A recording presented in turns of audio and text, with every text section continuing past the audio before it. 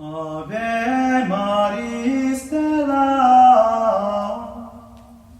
Hello and welcome back to Vatican II in a Year. I am your host, Father Matthew Schneider, a priest with Legionaries of Christ and a theology professor. This is a podcast on the StarQuest Production Network at sqpn.com. Today we're on day 350. We're covering Gaudium et Spes 74 on families make up the political community. If you want to follow along, we have a reading plan and more details at sqpn.com/Vatican or frmatthewlc.com/Vatican. Yesterday we spoke about how people are now more aware of rights based on human dignity, and these rights should be extended to all. Today we continue chapter 4, the life of the political community, and we're going to talk about we make community which needs authority, but that authority must be just in seeking the common good. Just in this sense isn't like just as in just like the virtue, not just as in only. Anyway, so paragraph 74 has 6 subparagraphs. A, humans make up the political community for the common good. B and C, people have different opinions and politics needs to be aware of this. D through F, political authority must be exercised ethically. So let's begin with 74A. Men, families, and the various groups which make up the civil community are aware they cannot achieve a truly human life by their own unaided efforts.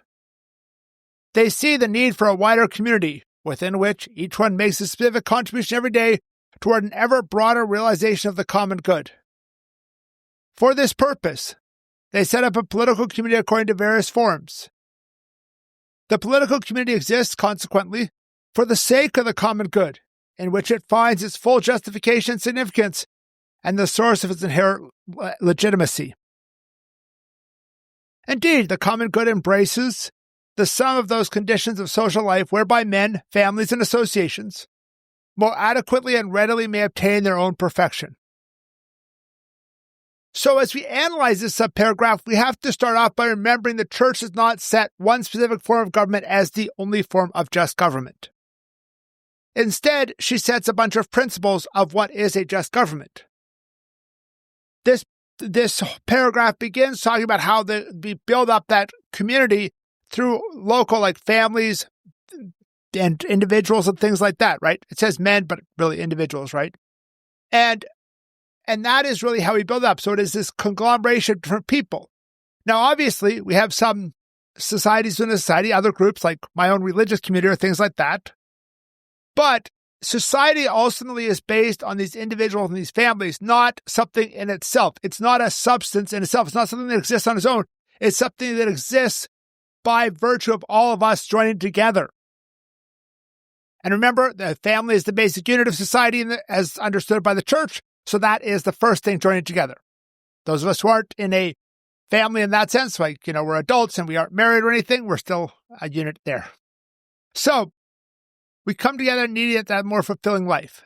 As human beings, we cannot reach that ultimate fulfillment on our own. Maybe there's a few mystical hermit priests who can do almost on their own, but even them, they are not completely on their own.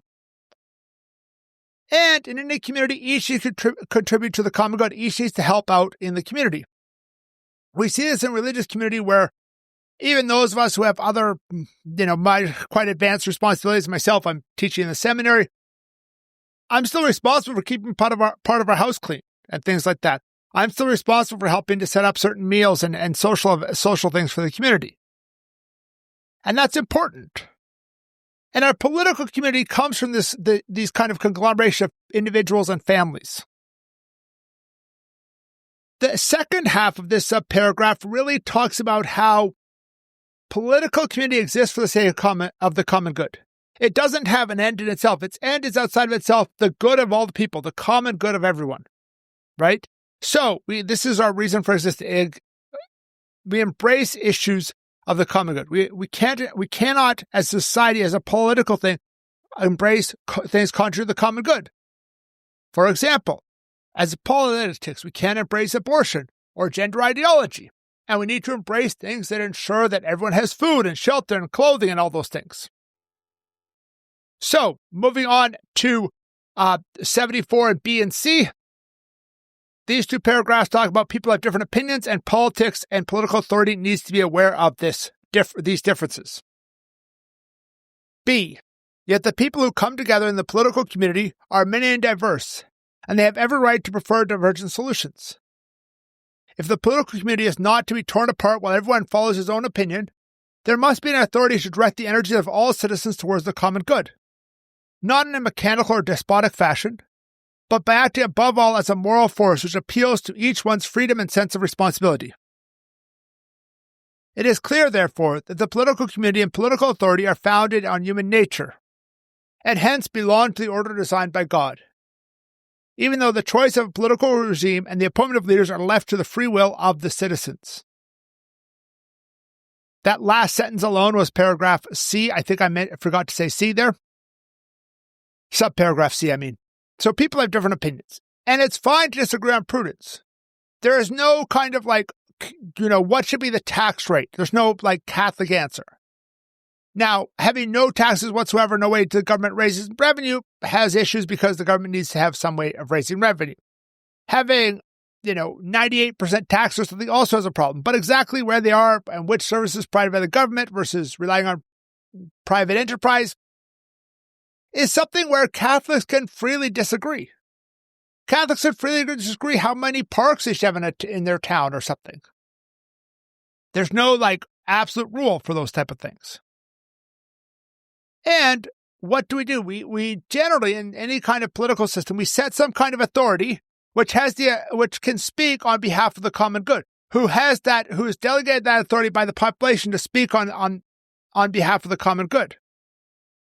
And that authority needs to start with moral force, right? So we likely have some physical force for criminals in that sense, but we need to start with a moral force for that, right? To really say, okay, we're encouraging, we're putting forward to you to do the right thing, but we're not going to put down our fist and say, oh, you're those kind of things. No, we want you to do those good things. And here we have authority founded on human nature. God gives an outlined order, but particular societies decide on how to organize that order. This does not exclude things like a hereditary monarchy or different political systems. Even in very developed countries with democracies, the exact way that democracy is exercised varies significantly. And different things about different cultures. Canada has some very specific laws protecting French and the French language, which would make no sense in the U.S., for example. Moving on to the last section, D to F, it's on if political authority must be exercised ethically, justly. Let's begin, 74D. It follows also that political authority, both in the community as such and in the representative bodies of the state, must always be exercised within the limits of the moral order and direct toward the common good, with the dynamic concept of that good, according to the juridical order legitimately established or due to be established. When authority is so exercised, citizens are bound and conscious to obey. Accordingly, the responsibility, dignity, and innocence of leaders are indeed clear. E. But when citizens are oppressed by public authority overstepping its competence, they should not protest against those things which are objectively required for the common good, but it's legitimate for them to defend their own rights and the rights of their fellow citizens against the abuse of this authority, while keeping within those limits drawn by the natural law and the Gospels. F. According to the character of different peoples and their historic development, the political community can, however, adopt a variety of concrete solutions in its structures and the organizations of public authority for the benefit of the whole human family. These solutions must always contribute to the formation of a type of man who will be cultivated, peace-loving, and well-disposed towards all his fellow men. These three subparagraphs really talk about political authority and how it is limited by morality, different aspects of that. Because obviously the political authority is delegated to speak for the common good, on behalf of the common good. But it needs to do that, and that needs to do that ethically. It can't just be, in the common good of protecting streets, we're going to kill all the criminals, even people who have just minor crimes. No, that's not just. And the political authority must also act within the laws of the state, within the limits of the state. Most states have rules, like, how long you can be president or things like that. Like, you can only be president for two full terms or two more than half terms in the U.S., right? And things like that. And we have laws of like, okay, the different elected officials, what do they do? Or what limits do the courts have? Or, what role does this particular official have in that sense? And we have to follow those. Now, of course, those can be modified over time through a more authoritative thing like a, constitutional amendment or something like that. But the general idea is that. And we have a duty to obey even if we disagree, even if we prudentially disagree. On the other hand, if it's requiring us to do something patently unjust, we should object. But, if there's something that we think is not quite just, but it's more of a prudence thing, we should just go ahead with it. We need to follow the laws. For example, let's say my commute to work, all of a sudden the state of Connecticut decided to put a toll on it. And I objected to that. I don't like having to pay an extra few dollars. I don't think it's the best way to get that money. Now, I have to obey that. I either have to take a different route from my own community's house to the seminary where I work, or I need to pay that toll. Even though prudentially I disagree, I can't just make up my own rules. And citizens have that right to defend their own rights, defend the common good. They should respect when things are needed for the common good. I know we all hate taxes, but at least some degree of taxation is necessary to achieve the common good. I'm not here to debate exactly what it is, but to say there is, for example, the libertarian statement, all taxation is theft, goes against the idea of Catholic social doctrine. Because we need the common good, and there's some requirement of putting money into the common good for that, right? Even if it's something as simple as like we need roads between towns. If you want to be more on the direction of libertarianism, that's not necessarily unethical. But to go hardcore into that has some issues with seeking the common good and having that authority seek that. Finally, this notes the idea that we can have various political systems and they can be just. Thank you for listening to this episode of Vatican II in a Year. I'm just noticing we're like halfway through the last month of the year, December. We're on the day 350. We only have 15 days left. It's been a great time being with you. I'm just kind of now coming to realize, hey, we're almost done.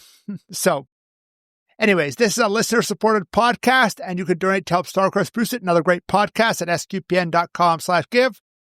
You can give one-time monthly to join the StarQuest Patreon. Tomorrow, we will continue with the next paragraphs of Gaudium et Spes.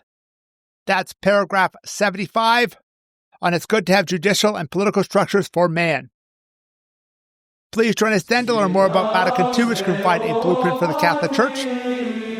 Go to sqpn.com/Vatican, frmatthewlc.com/Vatican, or Vatican SQPN on Facebook and X for more information on the podcast, like playlists and a reading plan. There's also an SQPN Discord with a channel for Vatican II in a Year at sqpn.com/Discord.